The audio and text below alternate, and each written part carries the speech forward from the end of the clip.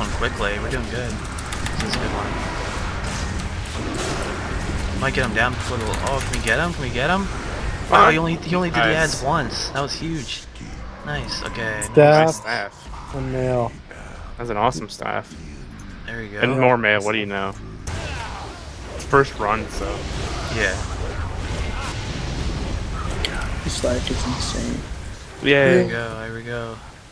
I didn't complete all the quests, but we'll do it. After all 6 mail. chests.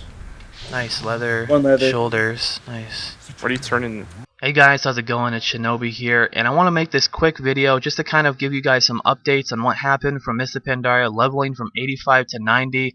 I had to talk about how the European servers actually started and went up before us 9 hours earlier, how that played a big factor into the strategy that I had set up for my team and what we were doing, and a lot of other stuff too, and maybe give you some tips and stuff to help you guys out, because things have changed since before in beta to live to even right now. So if you're ready, I'm ready, let's go.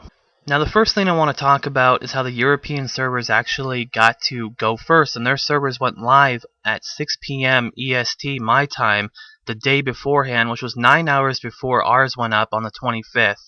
Now that did play a big factor because, you know, I wasn't really going for world first or anything like that. We were going for server first. However, this would give Blizzard about 9 hours to monitor these people trying their different tactics and nerf things accordingly, and that did play a factor on some of our strategies. Not that we were doing any strategies that were, you know, going to make us get banned or anything like that. You know, the strategies that we had come up with together as a team was ones that, okay, we have to all level up at the same rate, not just having one person level up and we tag and do this and that, and we weren't also going to, you know, do anything that was like going to be not legit and get banned and everything like that. So we pretty much had a couple of rules towards how we were going to do it.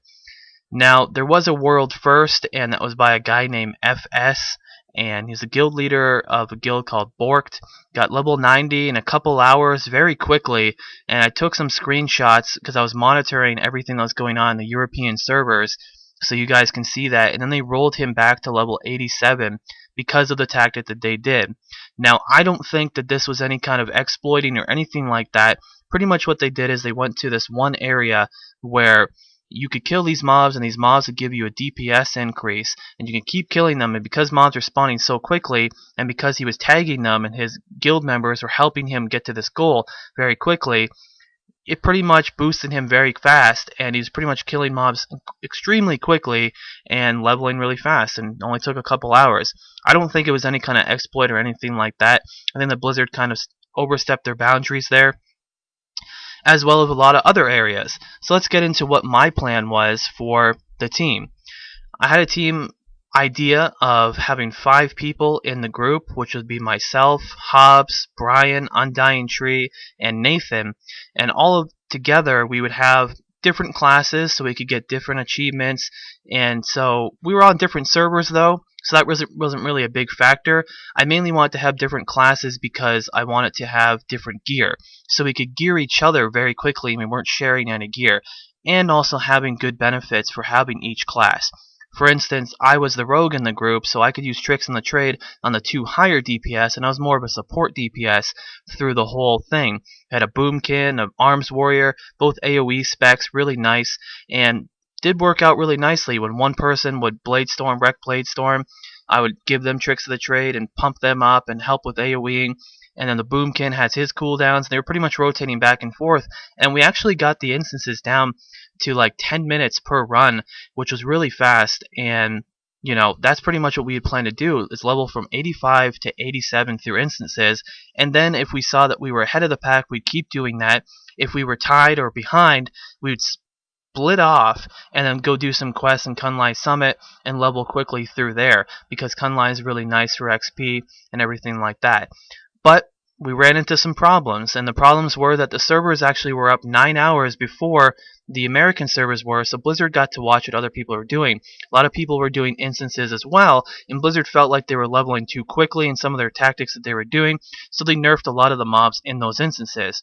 So when we actually finally did get going with it, it was actually not very fun for us because we were leveling way too slow, and that did hold us back a lot. So we decided finally to break off and go quest by ourselves and level up and all that stuff. So that did play a big factor, and it sucks that that happened. I would have really liked to have been 88 when they did this nerf. However, they did it even before the servers came up for us, and it's unfortunate, but that's how it goes.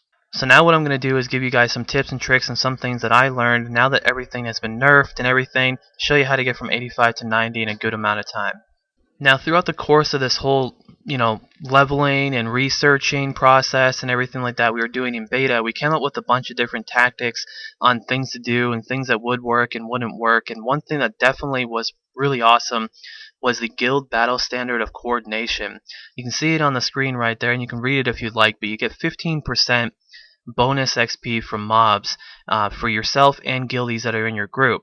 Now, the only problem with us doing this is the fact that we were all from different servers and all different guilds, so we couldn't rotate them out. We had to put multiple ones down at one time, which did actually hurt us a lot, because then we'd have to wait for the cooldown to come back, and it takes quite a while. So if your guild has this achievement unlocked and you can buy this, it's very cheap. You can buy the epic one for very cheap, and even the 5% one and the 10% one if you guys don't have the epic one but you have the other one, the blue one and the green one.